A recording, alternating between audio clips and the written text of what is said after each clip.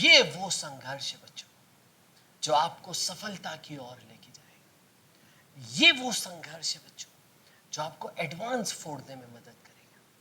जब भी जीवन में कोई बड़ा लक्ष्य हासिल करोगे ना, जब भी जीवन में कोई अपने लेवल की चीज से 100 गुना ऊपर की चीज हासिल करने का सपना देखोगे ना, तब संघर्ष करना पड़ता है, बहुत एक्सट्रीम मेहनत करनी पड़ती है। वही ये सीरीज की स्पिरिट है। सीरीज की स्पिरिट है कि इरोडोव को आसान करना है। जो सवाल है जो संघर्ष कराते हैं बच्चों को, उन सवालों को आपकी पहुंच तक लेके आना है।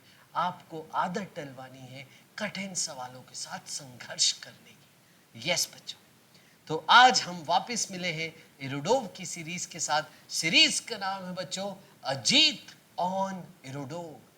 यस बच्चों, अजीत यानी मैं हूं आपका बड़ा भाई Ajit Ulla sir, B Tech from IIT Bombay, आपका फिजिक्स मेंटर।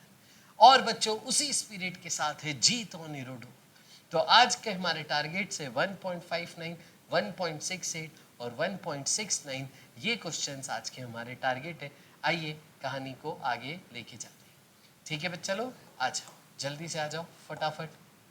तो सबसे पहले पहला सवाल आपके सामने देखेंगे, सवाल पढ़ेंगे। देखिए ये सवाल आपको एच सी वर्मा में भी आपको मिलता है ये सवाल। देखिए सवाल क्या है, क्या An aerostate of mass m starts coming down with a constant acceleration w। Irodov के ना थोड़े सिंबल्स अलग होते हैं, ठीक है। आपके जो नॉर्मल सिंबल्स है इसके सिंबल्स अलग होते हैं, ठीक है। तो इसको w बड़ा पसंद है, एक्सीलरेशन को w मानता है।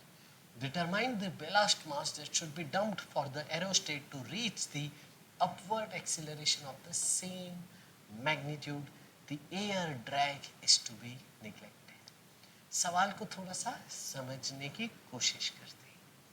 आज हम एनएलएम का ये सवाल करने वाले हैं। सवाल ये है कि मास है डब्बे का एन, ठीक है। अगर एक डब्बे को मैं ऊपर से छोड़ देता हूँ तो वो करता है फ्री फॉल।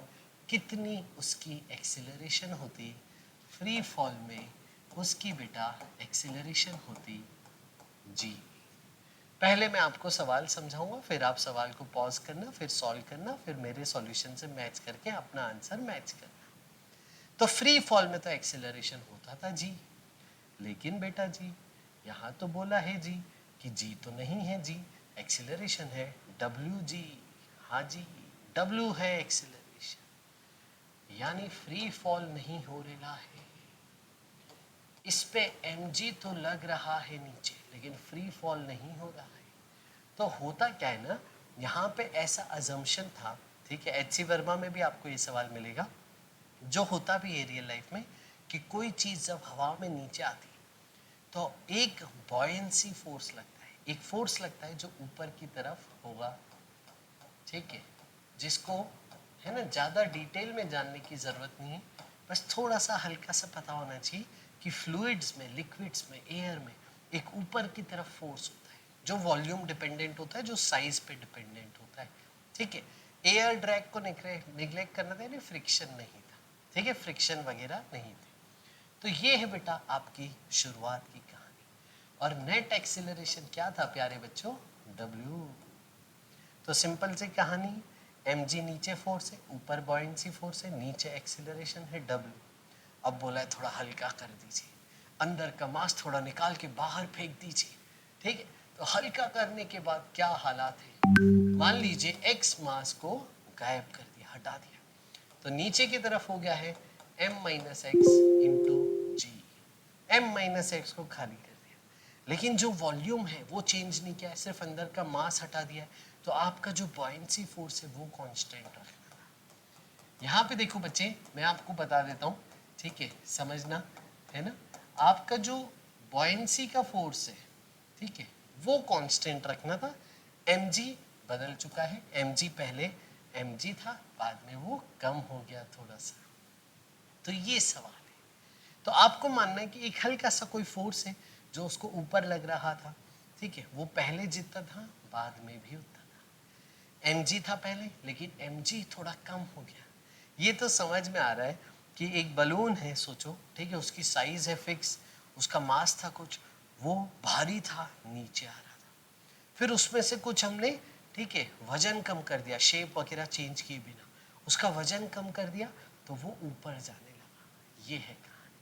अब वीडियो को पॉज करिए, ठीक है। आपसे पूछा जा रहा है कितना मास बाहर डंप कर देना चाहिए, यानी x पूछ रहा है, कितना अमाउंट रिमूव कर देना चाहिए, x पूछ रहा है। तो पॉज करिए, सॉल्व कीजिए। आइए मैं अब सॉल्व करता हूँ। तो वापस से पहले हम फ्री बॉडी डायग्राम बनाएंगे। तो पहले था m मास और नीचे मान लेते हैं FB और एक्सेलरेशन था नीचे, यानी प्यारे बच्चों नीचे एक्सेलरेशन था। तो जब आप net force equal to mass into acceleration लिखते हो बेटा, तो बड़े फोर्स में से छोटा फोर्स माइनस करते हैं। हमेशा ध्यान रहे इस इक्वेशन को लिखते टाइम हम प्लस आई माइनस आई प्लस जे माइनस जे नहीं देखते। बड़े फोर्स में से छोटा फोर्स माइनस करते हैं। तो बड़े फोर्स में से छोटा फोर्स माइनस करते हैं, M G minus F B लिख दे रहे। ज्यादा बॉयंसी में डिटेल में नहीं जाना, बस इतना सोचना है कि कोई तो कोई फोर्स होगा जो ऊपर लग रहा होगा, जो एक्सेलरेशन को कम कर रहा होगा, जो फ्री फॉल से बचा रहा होगा, वो कांस्टेंट। और इधर लिख दीजिए इक्वल टू एम, और एक्सेलरेशन दिया था भाई साहब ने डब्ल्यू, ये रहा। इधर आ जाइए, यहाँ पे ऊपर वाला फोर्स तो वही है, नीचे वाला फोर्स हो गया है कम। एक्स मास निकाल के बाहर फेंक दिया, एक्स की वैल्यू आपको निकालनी है, बचा मास है एम माइनस एक्स जी, और एक्सेलरेशन इस बार ऊपर हो गया है क्योंकि हल्का हो गया है। तो अब कौन बड़ा है बच्चों? बड़े में से छोटा फोर्स माइनस करोगे, हमेशा ध्यान रखोगे एनएलएम में इक्वेशन बनाते टाइम बड़े में से छोटा फोर्स माइनस करोगे, यानी एफ बी में से ये माइनस होगा। तो F B minus M minus X G equal to mass into acceleration. यहाँ पे एक बच्चा गलती करेगा पक्का। किसने गलती करी कमेंट में लिख के बताना। मास इंटू एक्सिलरेशन में यहाँ पे एक बच्चा लिख देगा एम ए, जबकि होना चाहिए इसका मास जो कि है m माइनस एक्स इंटू ए है डब्ल्यू। ये है हमारी दूसरी इक्वेशन, ये है हमारी पहली इक्वेशन। दो इक्वेशन को सॉल्व करके x को निकालना है, बड़ा आसानी से कर लेंगे। आओ देखो मैं आपको बहुत अच्छा तरीका सिखाता हूँ, आपको मजा आए। तो M G minus F B equal to M A, ये हमारी पहली इक्वेशन तो है, ये हमारी दूसरी इक्वेशन थी। अब इसको ध्यान से देखना कैसे खेला। Minus of M minus X into G, इसको ओपन कर दिया तो माइनस एम इंटू जी आ जाएगा। माइनस माइनस, ये दो माइनस है ना बेटा, तो माइनस इंटू माइनस प्लस होके एक्स इंटू जी आ जाएगा। खोल दीजिए पूरा, एम इंटू ए इधर आ जाएगा, माइनस एक्स इंटू ए इधर आ जाएगा। ठीक है, मास इंटू एक्सिलरेशन। फिर हमने क्या किया, देखिए ये F B minus M G plus X G equal to M A minus X.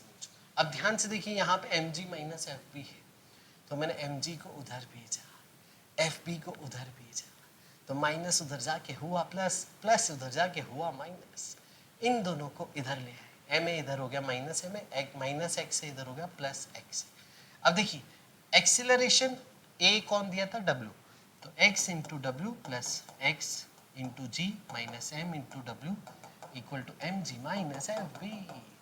अब आपके मन में बताओ वही आ रहा है कि जो मेरे मन में आ रहा है? क्या आपका मन भी वही कह रहा है जो मेरा मन कह रहा है? इसका भी एक्सिलरेशन है डब्ल्यू। ठीक है, सिंबल बड़ा परेशान करते हैं, X into W plus X into G minus M into W. क्या आपका दिल भी वही कह रहा है जो मैं कह रहा हूँ? बिल्कुल सही बात है, ये दोनों वैल्यू तो सेम है। या तो इन दोनों को इक्वेट कर दीजिए या डिवाइड कर दीजिए, जैसी आपकी मर्जी, डिवाइड कर दीजिए।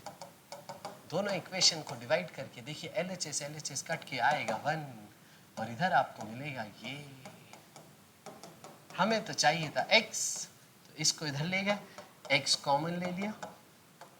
देख रहे हो बच्चों क्या बन रहा है?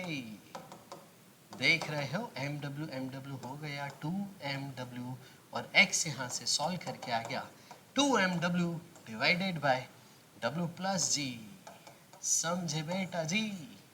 यह है इस सवाल का आंसर, बड़ा आसानी से done and dusted, conquered. Yes, easy सवाल है, बट ये थोड़ा सा पैटर्न नया होता है तो बच्चों को ये फोर्स थोड़ी सी दिक्कत देता है, ये ध्यान रखना। एच.सी. वर्मा में भी आपको मिलता है ये सवाल।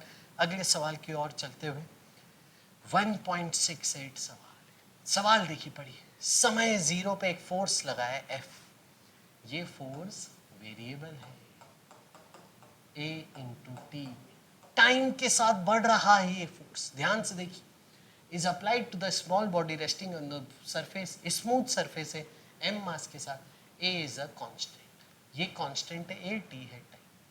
देखो टाइम 0 पे फोर्स है 0, टाइम 1 पे फोर्स है ए, टाइम 2 पे फोर्स है 2a। फोर्स समय के साथ बढ़ रहा है, अलग अलग टाइम रखते जाओ तो अलग अलग फोर्स आपको मिलते जाएगा। फिर आगे क्या कह रहा है, the permanent direction of this force forms an angle alpha. Permanent, permanent direction मतलब डायरेक्शन फिक्स है, डायरेक्शन कांस्टेंट है, यानी अल्फा जो एंगल है वो कांस्टेंट है, एंगल जो अल्फा है वो फिक्स है, फिक्स है, कांस्टेंट है। फाइंड, ओके, पता करो the velocity of the body at the instant breaking of the plane. जब वो ब्रेकिंग ऑफ द प्लेन करता है तब उसकी वेलोसिटी बताइए और डिस्टेंस बताइए उसी मोमेंट तक का, उसने डिस्टेंस कितना हासिल कर लिया। आइए तो सवाल को खेलते हैं। सबसे पहली स्टेप क्या है एनएलएम में, बताओ, कमेंट करके बताओगे हमेशा। सबसे पहली स्टेप एनएलएम में क्या है, F B D, free body diagram. हमेशा जब भी देखोगे कोई सवाल क्या करोगे, सबसे पहले एफबीडी बनाओगे। क्या करोगे बोलो, सबसे पहले एफबीडी बनाओगे। हमेशा हर वक्त एफबीडी बनाओगे सबसे पहले। ये रहा एफबीडी आपके सामने, एमजी नीचे है, एफ फोर्स है एंगल अल्फा पे, और नॉर्मल रिएक्शन ग्राउंड से जो नॉर्मल रिएक्शन लगेगा वो ऊपर की तरफ है एन, तो उसको एन कर दिया। अब जाहिर सी बात है एक्स एक्सिस में चल रहा है, कंपोनेंट जरूर लेंगे, तो एफ का इस तरफ कितना आ गया प्यारे बच्चों कंपोनेंट, एफ कॉस अल्फा, ऊपर आ गया F sine alpha, normal reaction तो है ही ऊपर, एम जी तो है ही नीचे। अब क्या होता है ना, पहली लाइन समझते नहीं बच्चे, ब्रेकिंग ऑफ द प्लेन समझते नहीं बच्चे। ब्रेकिंग ऑफ द प्लेन मतलब बच्चों को लगता है ब्रेकिंग ऑफ द प्लेन मतलब उसने ना कुछ तोड़ फोड़ मचा दिए, कोई डिस्ट्रक्शन कर दिया, कुछ उसने दीवार विवार तोड़ दी, ग्राउंड व्राउंड तोड़ दिया एकदम ग्राउंड में एकदम है ना अर्थक्वेक आ गया, क्रेक आ गया और वो नीचे चला गया, ऐसा कुछ नहीं। ब्रेकिंग ऑफ द प्लेन मतलब चलते चलते वो उड़ गया, कांटेक्ट छूट गया, ऑफ द प्लेन, प्लेन से ऑफ हो गया है वो, ऑफ हो गया है वो प्लेन से, कांटेक्ट छूट गया है।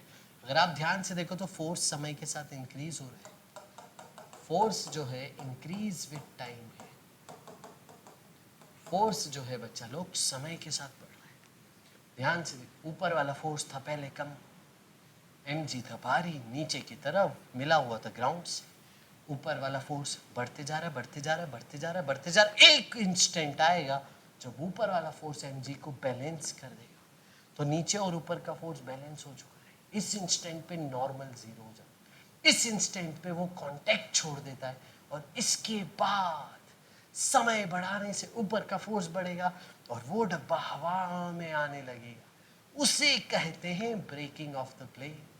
ये बात हमने समझी कि ब्रेकिंग ऑफ द प्लेन मतलब normal reaction zero, breaking of the plane मतलब बच्चा लोग normal reaction zero, breaks of the plane normal reaction zero. फिर कहानी को आगे बढ़ाते हैं, ठीक है।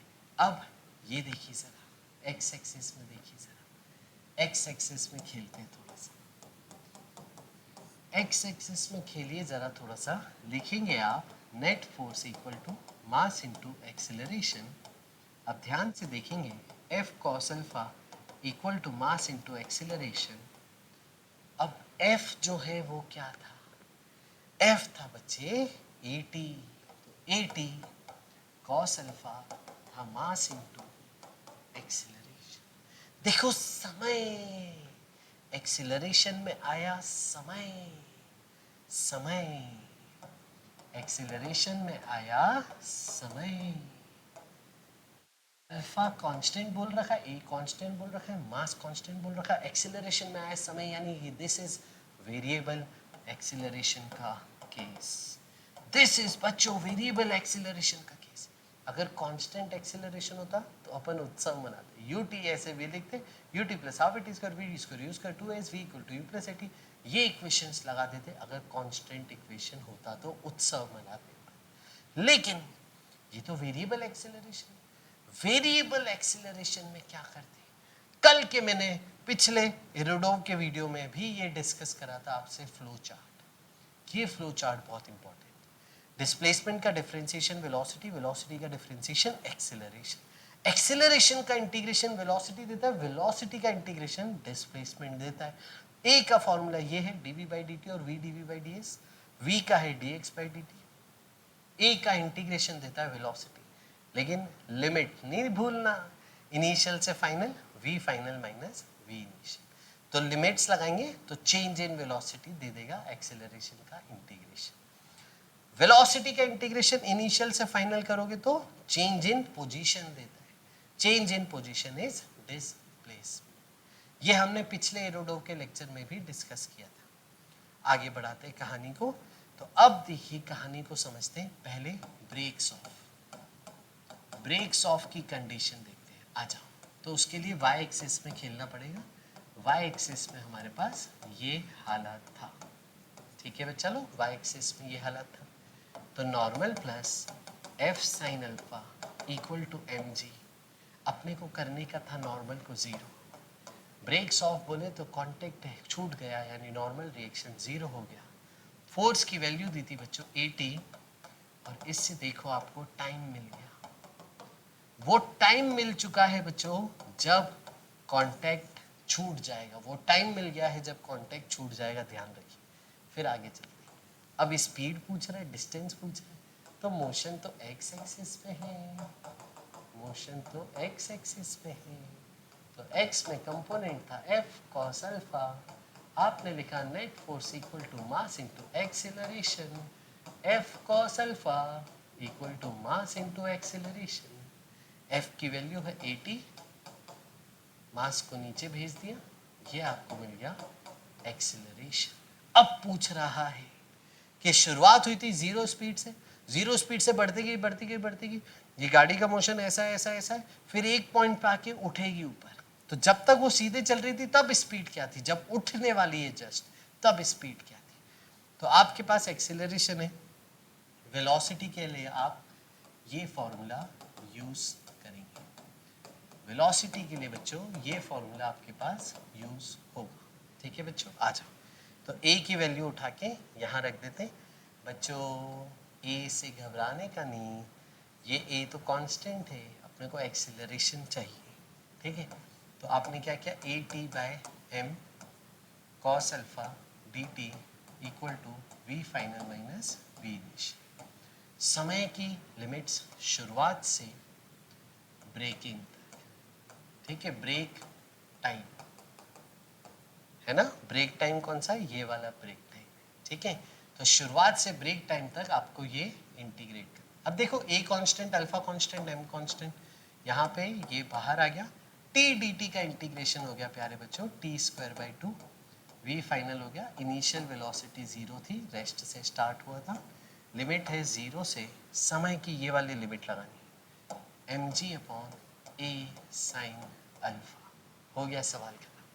देखो v फाइनल क्या आ गया बच्चों, देखो v फाइनल क्या आ गया, a cos alpha by 2 m और t स्क्वायर, t स्क्वायर मतलब ये जो टर्म आई थी ना टाइम की, उसका स्क्वायर कर, तो m square g square upon a square sine square alpha. तो एक a कट चुका है, एक m कट चुका है, आपको मिल गया mg square cos alpha upon 2a sine square alpha. ये आपकी फाइनल स्पीड का आंसर है जब वो जस्ट उठने वाला था। अब सेकेंड पार्ट में ये पूछ रहा है बेटा डिस्टेंस बताना है। आओ, एक्सीलरेशन था बेटा a t by m cos alpha, है ना, इसको मैं ऐसे लिख लूँ तो बुरा तो नहीं मानोगे, टी अलग लिख देता हूँ, ये कांस्टेंट टी लिख दिया ठीक है, बुरा तो नहीं मानोगे। अब हमने इसको इंटीग्रेट किया था बेटा, इंटीग्रेट करके हमें वेलोसिटी मिली थी, और इनिशियल वेलोसिटी तो जीरो थी। तो इसको इंटीग्रेट करोगे तो क्या मिलेगा बेटा, v फाइनल, ओरली इंटीग्रेट हो रहा है, ओरली देखो ध्यान से, a cos alpha upon m, ये तो कांस्टेंट है, t का इंटीग्रेशन t स्क्वायर बाई 2, खत्म। तो v आपको मिल चुका है a cos alpha upon 2m T square. अब बारी है डिस्प्लेसमेंट की, फिर से इंटीग्रेशन करेंगे जनाब, फिर से इंटीग्रेशन करेंगे। तो कांस्टेंट वाली टर्म को बाहर पड़े रहने दीजिए और इंटीग्रेशन में आएगा टी स्क्वायर डी टी। बधाई हो, डिस्प्लेसमेंट आपके सामने है, डिस्प्लेसमेंट आपके सामने है, बधाई हो, डिस्प्लेसमेंट हुआ है, जल्दी से आ जाओ। टी क्यूब बाई 3, ये है आपका डिस्प्लेसमेंट। यही तो आपसे पूछ रहा था, है ना, कि डिस्प्लेसमेंट बता दो।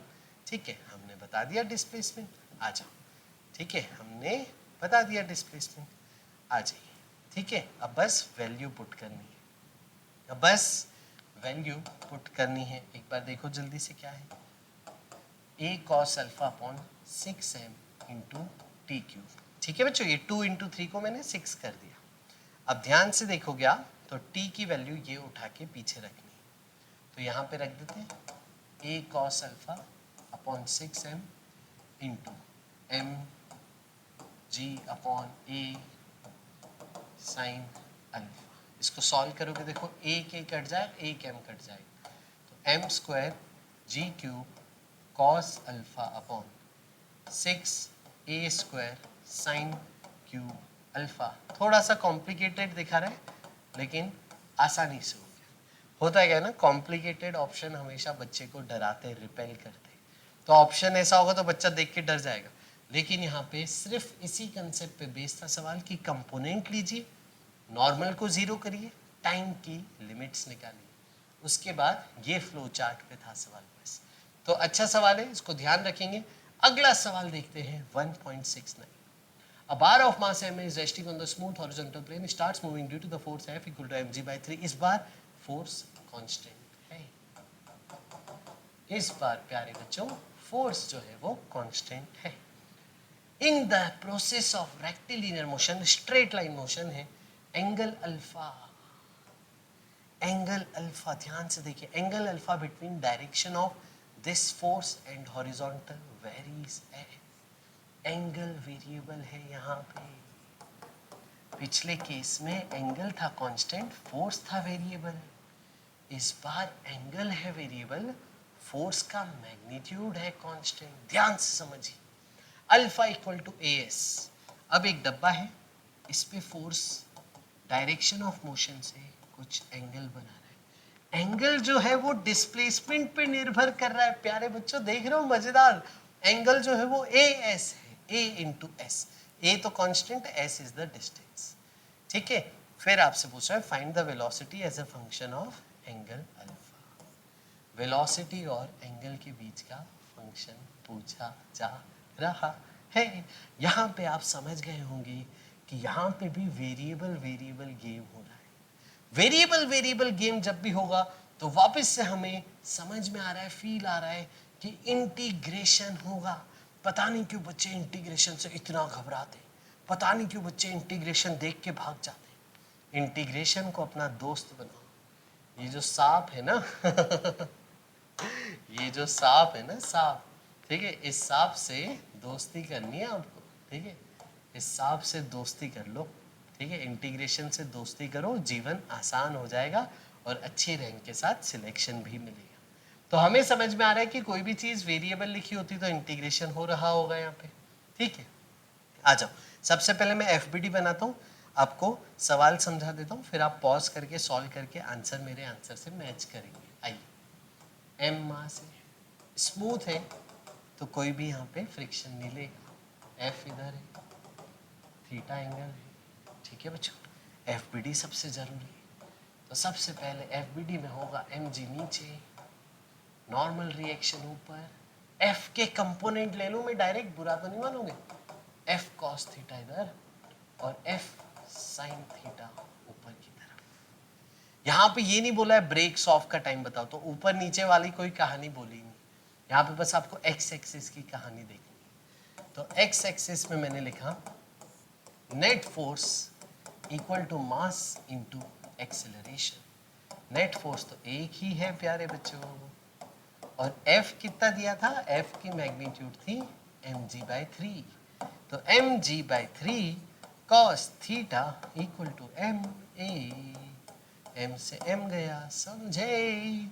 एक्सीलरेशन आपके सामने है g/3 cos थीटा, और ये जो थीटा है इस बार डिस्टेंस पे है निर्भर, तो ए एस, और आपसे बोला जा रहा है कि वेलोसिटी और डिस्टेंस v और s के बीच का रिश्ता बताइए, समझे? इस कहानी में समय नहीं है, इस कहानी के पास समय नहीं है, ठीक है? बड़ी बिजी कहानी जब समय की बात होती है तो एक्सीलरेशन यूज करते हैं dv/dt, और जब समय नहीं होता है तो एक्सीलरेशन को यूज करते हैं v dv/ds। यहाँ पे रख देंगे, इसको उधर ले जाएंगे, इंटीग्रेट करेंगे, लिमिट्स लगाएंगे, कहानी खत्म आ जाओ। सबसे पहले मैं आपको एक चीज सिखा दूं, है ना? cos x का इंटीग्रेशन आपको पता होना चाहिए होता है sin x। फिर आपको पता होना चाहिए कि अगर x के साथ कोई कांस्टेंट हो तो वो कांस्टेंट ना इंटीग्रेशन करते टाइम डिनोमिनेटर में आ जाता है। ये बेसिक नियम आपको पता होना चाहिए इंटीग्रेशन का, कि x के साथ कोई कांस्टेंट लगा हुआ होता है मल्टीप्लाई में, इंटीग्रेशन के बाद वो डिनोमिनेटर में आ जाता है, बाकी लॉ सेम रहता है। अब देखिए एक्सेलरेशन क्या आया था, g/3 cos as, इसको मैंने लिख दिया v dv/ds, और ये हो गया g/3 cos as, ds को उधर भेज दिया जाए, ये हो गया g/3 cos as ds, इसको कर दिया हमने इंटीग्रेट। अब इसको कर दो integrate, v²/2 equal to g/3। अब समझे मैंने ये क्यों सिखाया, क्योंकि ये a कांस्टेंट है ना, तो ये हो जाएगा sin as, ठीक है बच्चों, डिवाइडेड बाय a, समझे बच्चों? यस। अब 2 को उधर भेज दीजिए, तो v हो गया 2g/3 a sin as का होल रूट, ये आंसर है। लेकिन आपके साथ गेम खेला जा रहा है सवाल में। सवाल आपको कह रहा है कि v और थीटा के साथ रिलेशन बताइए, तो v और थीटा के साथ रिलेशन बताएंगे हम, तो ऐसे लिखेंगे 2g/3a, अब साइन थीटा लिख दीजिए, या एंगल अल्फा बोल रहा है तो अल्फा लिख दीजिए, एंगल को अल्फा बोल रहा है, as को अल्फा बोल रहा है तो उसको अल्फा लिख दिया। तो ये हो गया बच्चा हमारा फाइनल आंसर। कमेंट करके बताइएगा, कोई भी डाउट हो मैं ज़रूर रिप्लाई करूंगा। कैसा रहा आज का सेशन, अगले कौन से सवाल आप करना चाहते हो? आज था न्यूटन्स लॉज ऑफ मोशन। और ध्यान रखिए, हमेशा जब भी अनअकैडमी यूज़ करते हैं तो आपको हमेशा एक कोड अप्लाई करने पे डिस्काउंट मिल जाता है। अगर आप आयोनिक और प्लस सब्सक्रिप्शन ले रहे हैं और 8024 कोड यूज़ करते हैं तो आपको मैं पर्सनली मेंटर करता हूँ, आपके डायरेक्ट एक्सेस होता है मेरे से, मैं डायरेक्ट आपके साथ लगातार कांटेक्ट में रहता हूँ, डेली वर्किंग मॉनिटर करता हूँ। अगर आप इस कोड से सब्सक्रिप्शन लेते हैं तो डिस्काउंट का डिस्काउंट, पर्सनल मेंटरशिप की पर्सनल मेंटरशिप, पावरफुल मोटिवेशन है ये। इसका मतलब है we are at work 24 hours 80/24, yes. और बच्चों इसके अलावा आपने अभी तक अनसेट रजिस्टर नहीं किया है तो अनअकैडमी बहुत बड़ा एक Unacademy national scholarship admission test लेके आ रहा है, तो डेफिनेटली आपको इसको अब रजिस्टर करना चाहिए, और हर बच्चे के लिए ये है, तो सारे बच्चों को ये रजिस्टर करना चाहिए, छोटे भाई बहन से लेके, है ना, 9, 10, 11, 12 ड्रॉप ईयर में हर एक बच्चे को करना चाहिए, चाहे कोई भी स्ट्रीम में हो।